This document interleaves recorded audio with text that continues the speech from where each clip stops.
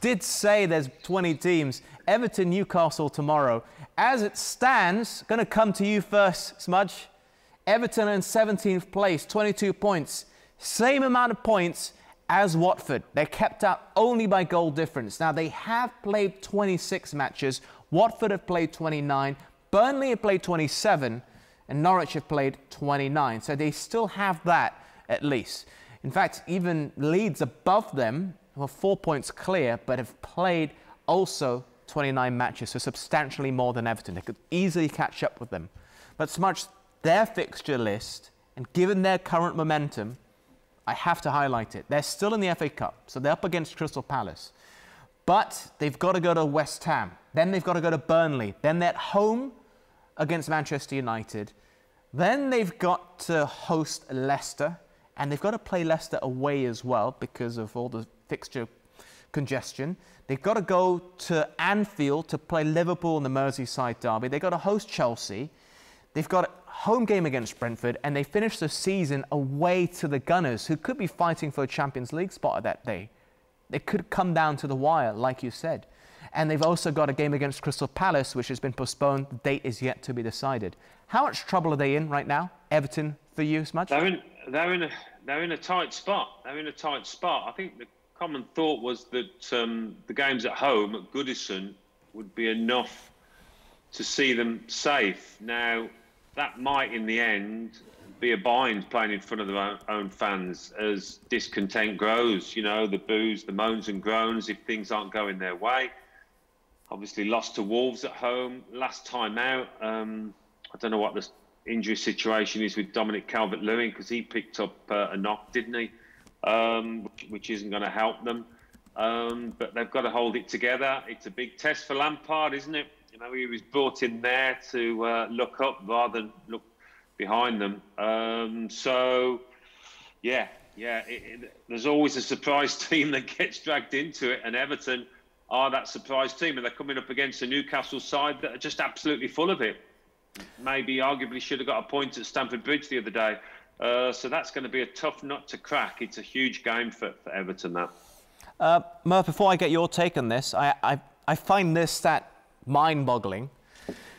Effectively, the way I'm viewing it, Everton are kept out of the relegation zone because of the great start Rafa Benitez had as Everton manager. Strange as that still sounds when you say Rafa Benitez and Everton.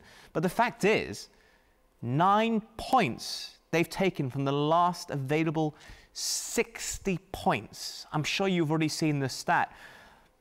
But that speaks to the testament of whether it's home or away, they're struggling, full stop. And you've got to question if Frank Lampard is the right man, was the right appointment in the first place.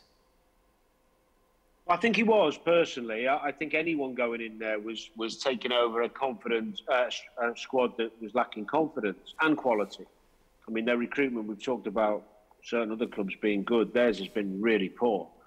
I've seen the 4 home games he's played since he's gone in there. And actually, they've done all right. They won 2 of them, drew and lost 2 of them. But the City game with a bad decision, they should have had a penalty later on. I think we all agree on that. That would have given them a huge boost and give everybody a bit of confidence to get a draw against City. But they lost that game. And in the first half against Wolves, because I did the game, they probably edged it. They were probably just about the better team. I mean, Wolves are a well-organised, well-drilled side with some good players. You can't walk over anyone. You can't just expect teams to come to Goodison and roll over. It was a tough game. It was a close game. It could have gone either way. The sending off didn't help second half. But at home, they've looked okay. The worrying thing at the end of the Wolves game was that it was the first time under Frank that the Evertonians had turned, and really got frustrated. You could hear their anxiety and their frustration. And I suppose the other thing is, away from home, they've looked woeful. They've looked really poor, especially the Tottenham game, but even a couple of the other games. So he's got lots to do between now and the end of the season. I still think they've got enough. And I've only based on the home games I've seen, I think they've got enough. And I also think there's probably 3 worse teams than them, just about. There's a lot of teams struggling down there. But again, we talk about excitement for us, the pundits. That relegation battle's going to go close. Leeds have struggled like hell. They've got that win against Norwich, but not playing particularly brilliantly. Roy's had mixed bag since he's gone in at Watford. Burnley had a little U-turn, and then they've just lost the game. So we don't know what they're going to do. It's going to be again down to the wire. It's going to go to the end. I think it's going to be the team that's able to stay the calmest in those moments, not let the emotion get the better of you.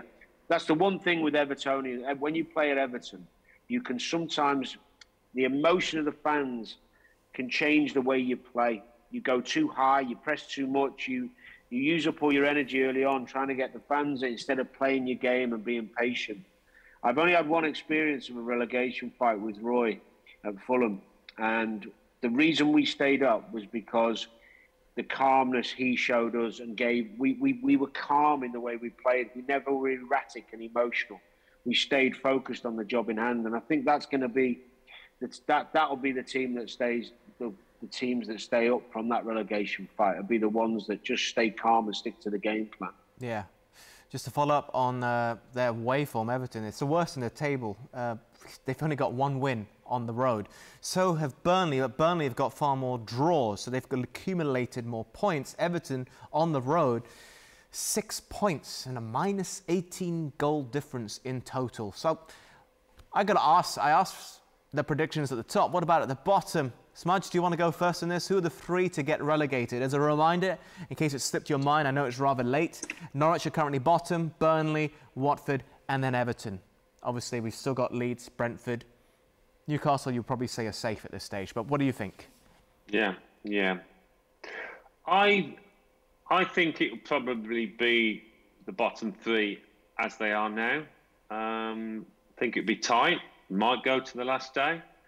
Survival Sunday on Astro. We'll see on that. But Norwich, I mean, points-wise, they could all get out, can't they? But Norwich haven't got enough, I don't think. Watford can be up and down, but I think it's just a bit too much maybe for Roy Hodgson there. They have skirted very close, haven't they, on a number of occasions, and you always think Sean Dyche will pull his players round, but maybe this year it's one step too far for them. I think it's maybe those three that will end up going down.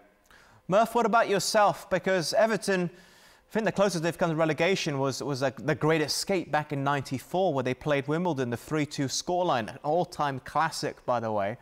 But I'm trying to think that should they get relegated, the next team I could say, or the last time it happened, it was such a big club that comes even close, would be Leeds United. But at the same time, I don't think it would even be as... I don't think Leeds getting relegated is as big as Everton getting relegated. I'll probably have to go back to when Manchester United got relegated in the 70s, Dennis Law and all of that. That's how far back I'm going. It's just off the top of my head. What do you think? Could Everton get relegated? How big would it be? They could do. Yeah, they could do. If they did, it would be massive. It would be a huge blow to the club. I mean, they've got problems anyway behind the scenes, which we'll talk about on another show, I'm sure. But that would be disastrous for Everton, more so than Leeds.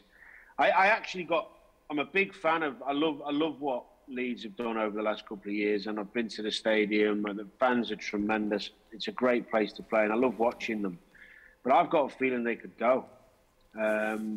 I don't want them to, for the reasons I just stated, and they have missed Phillips, Bamford, and Cooper, the spine of the team. Been a big blow missing those three for a while now. But other than the Norwich game, who are everybody beats, if you like, they've been battered, by lots of different teams and conceded a lot of goals and still conceded chances against Norwich. Whereas I think Burnley can nick a draw and nick a win. So although Leeds have got some decent players in attacking areas, I've just got a bad feeling for them. They just look so open still. They've got better. The new manager's had a bounce. There has been a bit more solidity. They're not playing man-to-man. They are playing a bit more structured, which is obvious and key. But I still think they're too easy to play against and they give away too many chances. But I hope I'm wrong. I really do. Okay. Just as a reminder, Leeds United have played 29 games. They played 3 more than Everton. Yeah. and they're going to be facing each other as well.